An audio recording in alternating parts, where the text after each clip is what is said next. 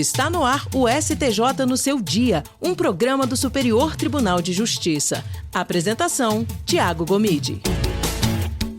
Olá para você que nos acompanha a partir de agora, está no ar mais um STJ no seu dia. Eu sou Tiago Gomide e o episódio de hoje trata de um tema essencial para a consolidação da democracia e para a promoção do acesso à justiça no Brasil. As atribuições constitucionais da Defensoria Pública e o papel do Superior Tribunal de Justiça na afirmação e na proteção dessas funções ao longo do tempo. Você sabia que a Constituição Federal de 88 consagrou a Defensoria Pública como instituição essencial à função jurisdicional do Estado e que o STJ tem contribuído decisivamente para garantir a efetividade dessa missão? Seja no reconhecimento da legitimidade da Defensoria para ajuizar ações coletivas, na proteção de direitos fundamentais ou na consolidação da autonomia institucional, a Corte tem construído uma jurisprudência que fortalece o papel dessa instituição na vida dos brasileiros, especialmente os mais vulneráveis.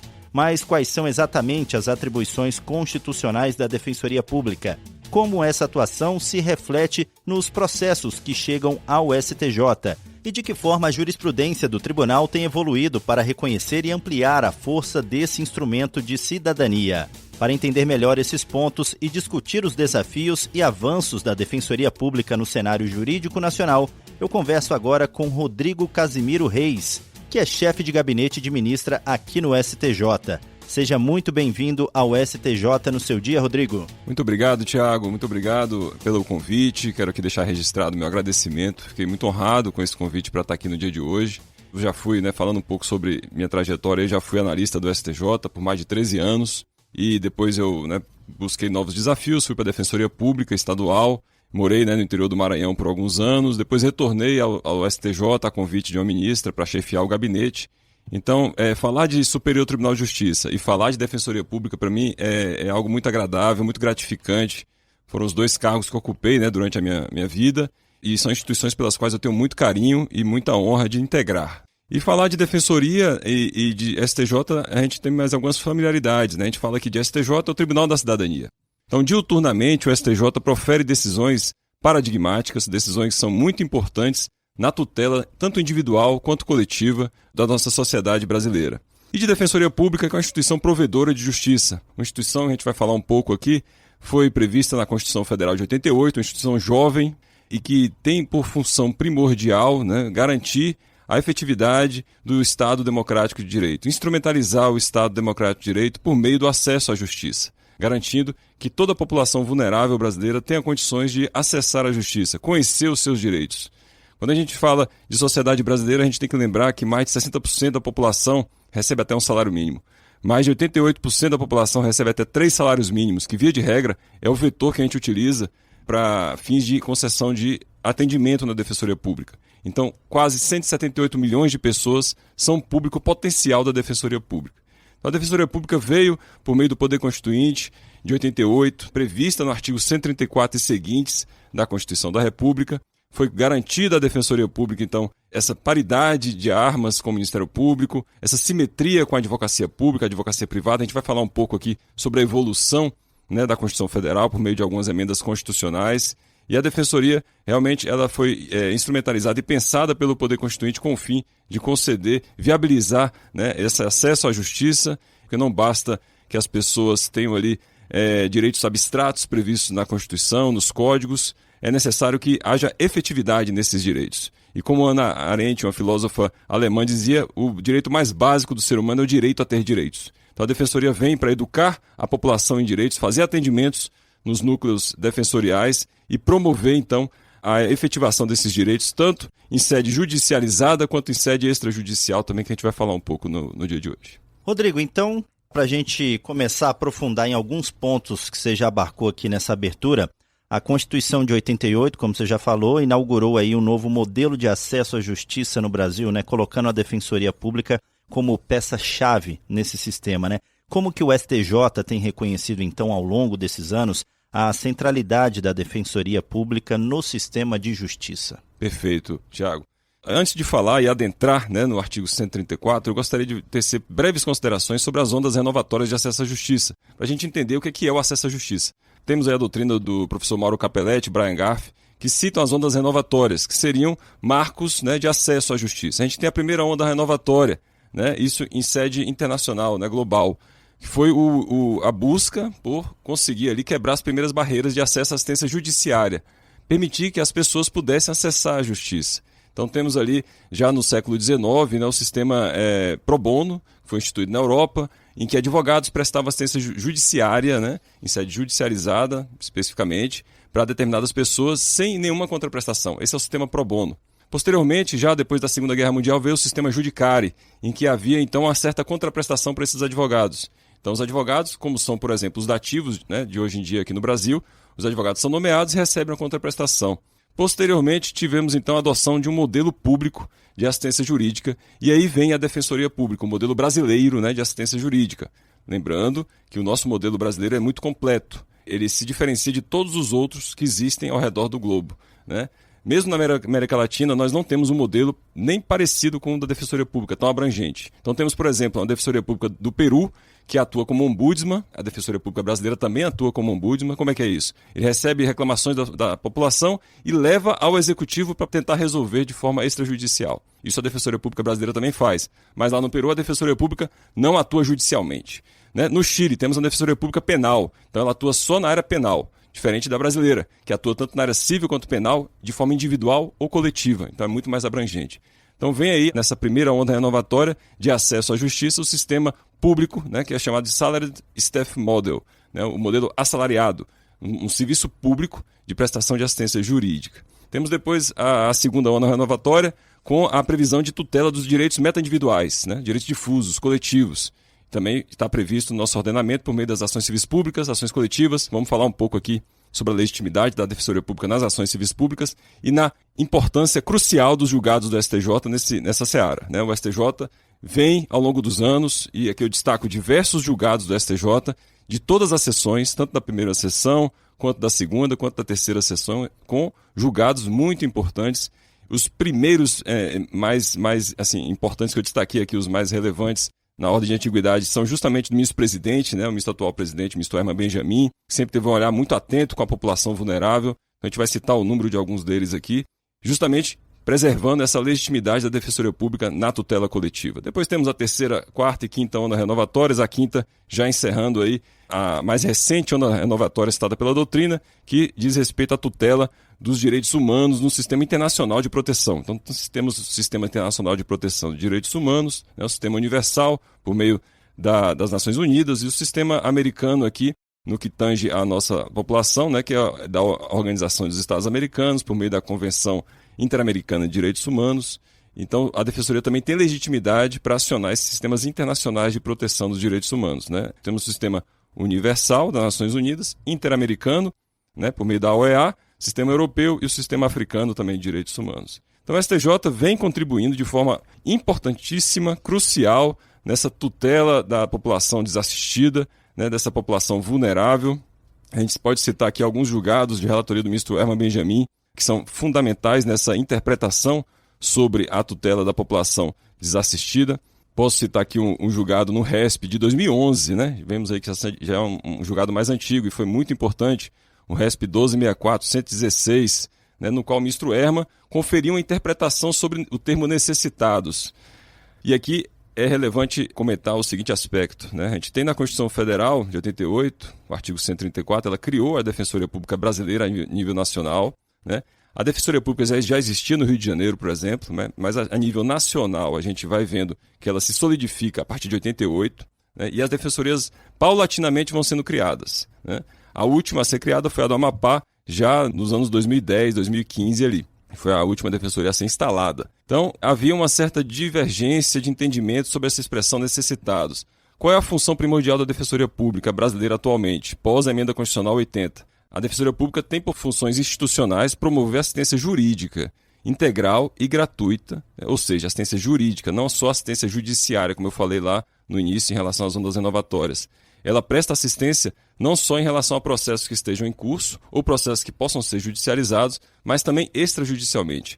Uma função institucional importantíssima da Defensoria é a tentativa de solução extrajudicial dos litígios, para evitar a sobrecarga de trabalho no Poder Judiciário. Então, a Defensoria sempre prima por tentar resolver de forma extrajudicial os litígios, tanto individuais quanto coletivos. Então, se, por exemplo, tem uma comunidade vulnerável com problema de saneamento básico, a Defensoria vai ter contato com essa população pode se dirigir à Defensoria, a Defensoria tem ela é caracterizada por perfil de portas abertas, então a gente tem sempre as portas abertas, atendimentos diários na Defensoria Pública, tanto presencialmente quanto por meio de chat, de agendamento nos sites também, por celular. Então, essas populações podem procurar a Defensoria faz ali a tutela coletiva extrajudicial, né? Chama para uma audiência pública. A Defensoria tem essa prerrogativa de convocar audiências públicas, então pode convocar uma autoridade municipal, um prefeito, um vereador, para tentar resolver essas situações, né, de forma extrajudicial. E daí, então, não havendo essa solução, a Defensoria pode, então, acionar judicialmente o Estado, né, seja o município, aqui o Estado de forma geral, Estado, que eu falo município, Estado ou União, por meio de ação civil pública, isso na tutela coletiva. E a Constituição Federal de 88, na sua redação originária, ela previa que a Defensoria tinha essa função, né, primordial de prestar assistência jurídica aos necessitados, e havia uma divergência sobre essa interpretação necessitados. Se dizia respeito apenas a vulneráveis financeiros, ou seja, pessoas pobres, nos termos da lei, né, que para as defensorias brasileiras, via de regra, observa ali o patamar de até 3 salários mínimos, e como eu falei, mais de 88% da população recebe até 3 salários mínimos. Então havia essa divergência. Esse termo necessitados abrangia apenas vulneráveis financeiros ou se também poderia abranger outros vulneráveis, por exemplo, idosos, crianças, mulheres em situação de violência doméstica. E aí o julgado do ministro Herman foi muito relevante em 2011 e conferiu uma interpretação ampliativa para o termo necessitados. E a partir de então, essa interpretação vem sendo seguida pelo Superior Tribunal de Justiça. O ministro Herman concluiu ali, no caso, a segunda turma do STJ, né? Um julgado de relatoria do ministro Herman, julgado pela segunda turma do Superior Tribunal de Justiça, concluiu que o termo necessitados abrange não só os vulneráveis financeiros, mas os hipervulneráveis. O que são hipervulneráveis? São idosos, pessoas que estão em situação de vulnerabilidade em razão da idade, do gênero. Então são idosos, crianças, mulheres em situação de violência doméstica, migrantes, né? Tanto imigrantes quanto emigrantes, pessoas privadas de liberdade. Todas essas pessoas são hipervulneráveis. A partir daí, então, o STJ tem proferido outros julgados, conferindo essa mesma interpretação, né? Destacamos aqui um julgado também muito importante no embargo de divergência 1192-577, relatoria da ministra Laurita Vaz, julgado pela Corte Especial do STJ em 2015, que também conferiu essa interpretação abrangente para o termo necessitados. Havia uma discussão, né, se a Defensoria teria legitimidade para ajuizar uma ação civil pública em que pudesse beneficiar não só necessitados econômicos, como também vulneráveis e hipervulneráveis, né, idosos e outras pessoas em situação de vulnerabilidade. O STJ, por meio da Corte Especial, né, seu órgão judicial máximo, proferiu esse importante julgado que vem sendo seguido pelas demais turmas do Superior Tribunal de Justiça desde então. Então são julgados que vêm aí 2011, 2012, 2015 e que vêm sendo seguidos até os dias atuais, conferindo essa interpretação abrangente para o termo necessitados. Hoje a Defensoria, a jurisprudência é pacífica no STJ, no sentido de que a Defensoria tem sim legitimidade para ajuizar a ação civil pública que tutele tanto pessoas pobres nos termos da lei quanto hipervulneráveis, né? Então a Defensoria vai sendo erigida como uma instituição protetora dos vulneráveis, guardiã dos vulneráveis, né, ao lado do Ministério Público, né, com a paridade e simetria já reconhecida pelo STF, em duas ADIs muito importantes, a ADI 6852 e a ADI 5296. Né? Então, o STF concluiu que há uma simetria entre as instituições. Ambas as instituições, na área civil, atuam como protetora da sociedade, protetora dos direitos humanos, protetora dos vulneráveis. Então, há uma simetria reconhecida agora já por meio da emenda constitucional 80, da qual nós vamos falar um pouco mais logo em seguida. Exatamente sobre essa emenda constitucional número 80, doutor Rodrigo, que eu te pergunto agora, ela foi um marco importante para a Defensoria Pública, né? O que o STJ acompanhou aí com essa mudança trazida por essa emenda? Houve impacto direto na atuação e nas demandas analisadas pelo tribunal? Tiago, essa emenda foi extremamente relevante para a Defensoria Pública brasileira, né? Antes de falar dela, vamos falar um pouco sobre duas outras. Como eu estava falando, na redação original, né, da Constituição Federal, a Defensoria Pública estava prevista, né, dentre as instituições do sistema de justiça, mas não tinha um capítulo, uma seção específica para a Defensoria Pública. Ela estava juntamente com outras, né? A gente vai vendo a evolução do olhar do legislador constituinte para a Defensoria Pública. Então a Defensoria Pública surge ali como órgão do integrante do Estado. Então seria como tipo uma secretaria do Estado, né? Sem autonomia financeira, sem autonomia funcional. Isso com a redação original da Constituição de 88. A partir da Emenda Constitucional 45 de 2004, então a gente já vê aí, passaram 16 anos da Constituição Federal, né? Vem a Emenda Constitucional de 45 de 2004 e prevê autonomia funcional, administrativa e financeira para as defensorias públicas estaduais, né? Ainda não estavam englobadas aí a Defensoria Pública do Distrito Federal nem a da União.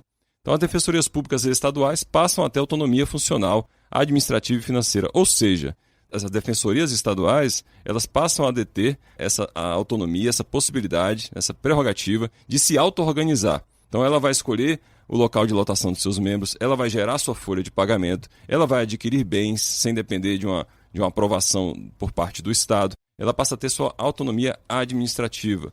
Também tem autonomia funcional, ou seja, os membros da defensoria têm sua autonomia de convicção. Eles não precisam da aprovação de um superior para poder agir em determinada situação concreta. A gente tem uma hierarquia dentro das defensorias, mas é uma hierarquia administrativa. Os membros têm autonomia funcional para agir. A autonomia financeira. A defensoria e as defensorias públicas estaduais passaram a ter, então, essa prerrogativa de enviar projetos de lei orçamentária para o Poder Legislativo Estadual, observando, lógico, a LDO. Então, esse foi um marco muito importante para as defensorias estaduais. Em 2013, vem a Emenda Constitucional 74, e então prevê essa autonomia funcional, administrativa e financeira também para as defensorias do DF e da União. E, posteriormente, no ano seguinte, vem então a Emenda Constitucional 80 de 2014, que foi fundamental para a Defensoria Pública. Por que eu digo fundamental? A Defensoria já tinha previsto ali a seu favor a autonomia funcional, administrativa e financeira. Ocorre que a alteração da redação do artigo 134 foi bem relevante. O que o legislador constituinte fez? O legislador, então, passou a situar a Defensoria Pública, a partir da Emenda Constitucional 80, em uma seção específica do capítulo destinado às funções essenciais da Justiça. Então, a Defensoria Pública hoje está prevista numa seção específica, apartada do Ministério Público, apartada da advocacia. Então, faz uma diferenciação bem grande entre a advocacia privada e Defensoria Pública. Não há mais que falar nessa eventual confusão, né, de instituições. E aí também destaco julgados importantes do STJ nesse ponto, né, sobre a diferenciação entre defensoria e advocacia. Até a entrada em vigor da Emenda Constitucional 80, havia ainda uma certa discussão, havia necessidade do defensor ter cadastro na OAB, ter uma carteirinha da OAB, né, um número ali cadastrado na OAB para poder atuar como defensor público. Então, havia essa discussão. O STJ, né, proferiu o primeiro julgado em 2018, também de relatoria do ministro Herman Benjamin, atual presidente da Corte. E a segunda turma, né, concluiu pela desnecessidade de inscrição na OAB por parte dos membros da carreira da Defensoria Pública. Julgado que foi posteriormente acompanhado também pela primeira turma, né, no julgado de relatoria do ministro Napoleão Nunes Maia Filho, um RESP 1654-495. Então são dois RESPs, primeira e segunda turmas. O RESP do ministro Herman, 1710-155, ministro Napoleão, 1654-495. São turmas que integram a primeira sessão. A gente vai vendo que diversas turmas, né, que compõem o tribunal passam então a proferir julgados importantes para a Defensoria Pública. Temos julgados também relevantes da segunda sessão e da terceira sessão que iremos citar logo mais. Então a Emenda Constitucional vem, separa em sessões apartadas, Defensoria, Ministério Público e Advocacia Privada e Pública. E o STF, né, posteriormente, já julgando um recurso extraordinário, afetado ao rito da repercussão geral, no tema 1074, já sedimenta essa questão, profere uma decisão colegiada por parte do Pleno e sedimenta essa questão, fixando o entendimento de que realmente não há necessidade que o defensor esteja inscrito na OAB para poder atuar. São instituições diferentes, Defensoria Pública e a Advocacia. Além disso, a Emenda Constitucional prevê o que? Atribui à Defensoria Pública, né, de forma expressa, a legitimidade e a necessidade de que promova os direitos humanos.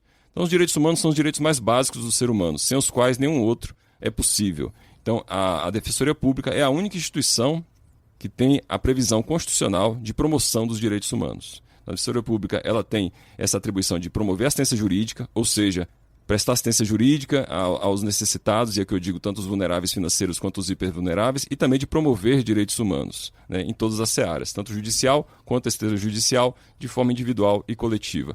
E além disso, a Emenda Constitucional 80 previu também ali os princípios institucionais da Defensoria, da unidade, indivisibilidade e independência funcional. Ou seja, foi uma emenda muito relevante para a instituição, permitindo então essas emendas analisadas em conjunto, permitiram à Constituição se auto-organizar. E a gente tem percebido um incremento tanto na questão das demandas ajuizadas, quanto na qualidade também das demandas. Por exemplo, eu quando saí do STJ, eu era analista, fui para a Defensoria Pública, passei no concurso e fui. Quando eu entrei na defensoria, eu só tinha um estagiário para trabalhar comigo. 2 anos depois, a gente já tinha um estagiário, um assessor e um estagiário de pós-graduação, um residente jurídico que a gente chama. Então já tinha uma força de trabalho muito maior, mais qualificada. Então a gente vai se auto-organizando, né, com o passar do tempo, podendo prestar um serviço melhor para a população desassistida. Ainda há muito o que crescer. A gente pode destacar aqui que dados estatísticos, né, da própria Defensoria Pública, uma pesquisa nacional que a gente promove, em 2024, a gente tem cerca de apenas 51% das comarcas atendidas pela Defensoria Pública brasileira. Então, a nível nacional, a gente tem muito o que crescer. A gente ainda precisa, né, a Defensoria, de uma forma geral, ainda precisa se auto-organizar, conseguir uma verba orçamentária melhor junto aos estados, à União, para se auto-organizar e capilarizar, poder, então, interiorizar. Mesmo com essa presença que não está tão constante nas comarcas, em razão desse déficit orçamentário, a Defensoria vem tendo um incremento na qualidade do serviço prestado à população. Isso a gente vai destacar daqui a pouco alguns dados estatísticos também. Doutor Rodrigo, você chegou a mencionar aí que vai destacar para a gente mais decisões acerca da Defensoria Pública tomada aqui pelo STJ. O STJ tem reconhecido a Defensoria como instituição essencial à função jurisdicional do Estado, né? Quais decisões mais emblemáticas, então, teria aí para destacar para a gente nesse sentido? Tiago, além dessas 2 decisões muito importantes que foram de relatoria da ministra Laurita Vaz, no embargo de divergência, e do ministro Herman também no recurso especial, né, o 1264-116, eu gostaria de destacar aqui também a questão em torno das decisões proferidas pelo STJ em sede de tutela coletiva. A Lei 7.347, de 85, né, que é a lei que trata ali da ação civil pública, ela não previu a Defensoria Pública, até porque a Defensoria Pública na época não existia nacionalmente. Veio então uma alteração legislativa em 2007, ou seja, 22 anos depois da Lei da Ação Civil Pública, e inseriu a Defensoria entre os legitimados para a ação civil pública. Ocorre que essa lei foi impugnada no STF, né, uma ADI 3943, foi ajuizada uma ação declaratória de inconstitucionalidade, com o fim de impugnar essa legitimidade da Defensoria Pública. E o STF, né, por meio do seu pleno, proferiu decisão colegiada, reconhecendo a legitimidade, a constitucionalidade da legitimidade da Defensoria Pública para ajuizar ações coletivas, ações civis públicas. E aí eu destaco alguns julgados muito importantes do STJ nessa área. Então a gente está falando aqui de segunda onda renovatória do acesso à justiça, direitos meta-individuais, uma sociedade de massa que a gente vive hoje a nível global. Então o importante é que a gente tenha decisões que possam atender o maior número de pessoas possíveis. Então a gente tem ações coletivas, ações civis públicas com esse escopo, né? Temos aqui no STJ, por exemplo, um incidente de resolução de demandas repetitivas, que também numa decisão só você consegue beneficiar ali, tutelar, né, uma gama de pessoas importante, já reduz a sobrecarga de trabalho do judiciário, torna o trabalho mais eficiente e a duração razoável do processo também é atendida. Então a gente destaca aqui alguns julgados do STJ. Terceira turma, posso destacar um agravo interno do RESP, 1829-589, relator ministro Ricardo Vilas Boas Cueva. Terceira turma também, agravo interno no RESP, 1999-626, relator ministro Belize. Tanto o julgado do ministro Cueva quanto do ministro Belize trataram da interpretação em torno do termo necessitados, né, no que tange à legitimidade para ações civis públicas. Eles compreenderam que esse termo necessitados deve ser interpretado de forma ampla, ou seja, ele abrange tanto pobres no termo da lei quanto hipervulneráveis, e além disso, a Defensoria pode ajuizar ações civis públicas, né, que eventualmente beneficiem pessoas que não sejam nem necessitados.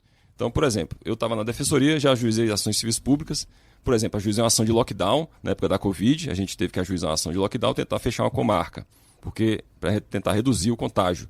Então, a gente ajuiza uma ação, né, com o escopo de viabilizar a tutela coletiva de uma população indeterminada de pessoas, são direitos difusos, né? Também aqui abrange direitos indifusos, coletivos, individuais homogêneos, mas especificamente nesse caso direitos difusos. E eventualmente pode ter pessoas ali que sejam beneficiadas, que não sejam assistidos da Defensoria, né? Não sejam pobres, nem sejam hipervulneráveis.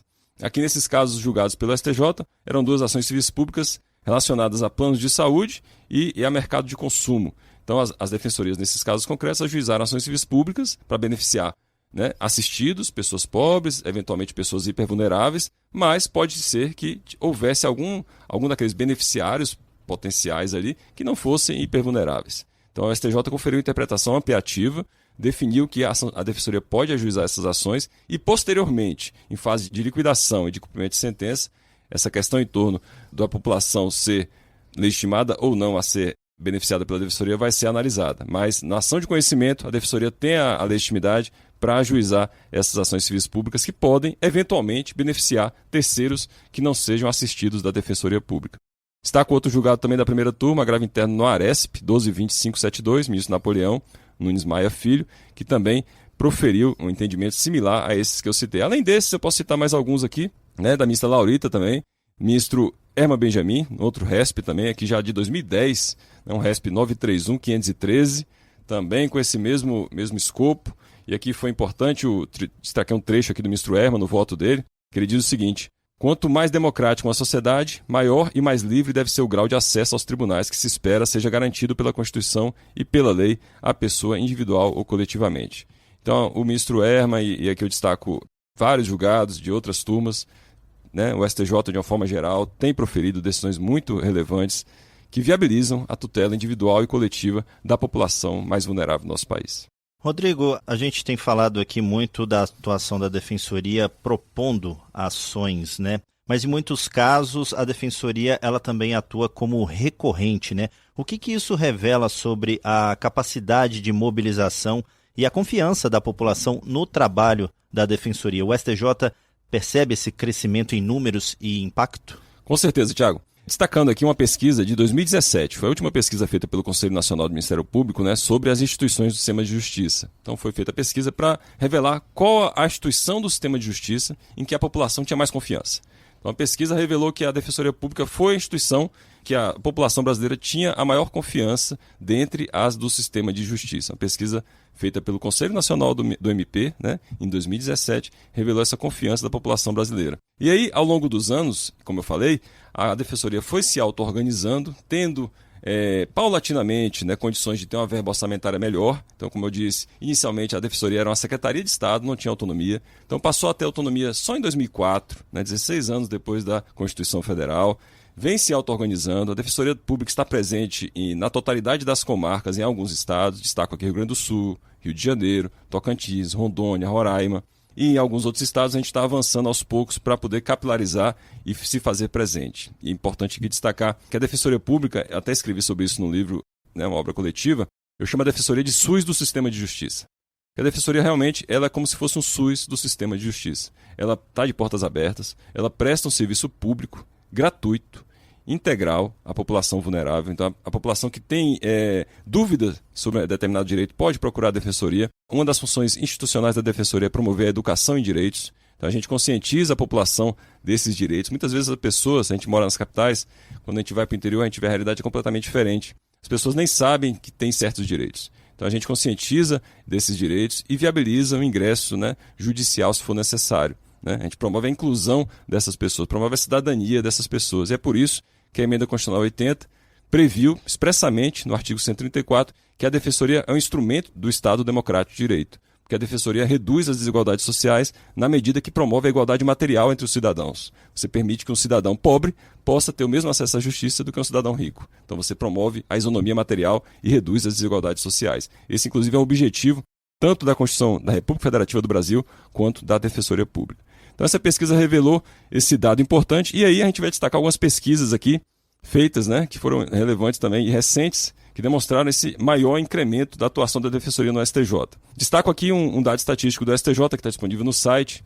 2024, dos 10 maiores autores no STJ, dos 10 maiores autores, 3 foram defensorias públicas estaduais. Defensoria Pública de São Paulo, Rio de Janeiro e Santa Catarina. A gente já tem um incremento grande na atuação da Defensoria Pública no Superior Tribunal de Justiça. Outro dado estatístico bem recente, que foi até objeto de reunião entre o ministro-presidente Erma Benjamin e 25 defensores públicos gerais na semana passada, né? Ocorreu aqui no STJ essa reunião. Foi uma reunião bem interessante, o ministro-presidente recebeu esses defensores públicos gerais para uma conversa. Pesquisa e dados estatísticos destacam que mais de um quarto dos habeas corpus impetrados no tribunal são manejados pelas defensorias públicas estaduais. Então vejam, a Defensoria não está presente em todas as comarcas do país ainda, né? Digo ainda, e mesmo assim, mais de 25% dos habeas corpus impetrados no STJ vem da Defensoria Pública.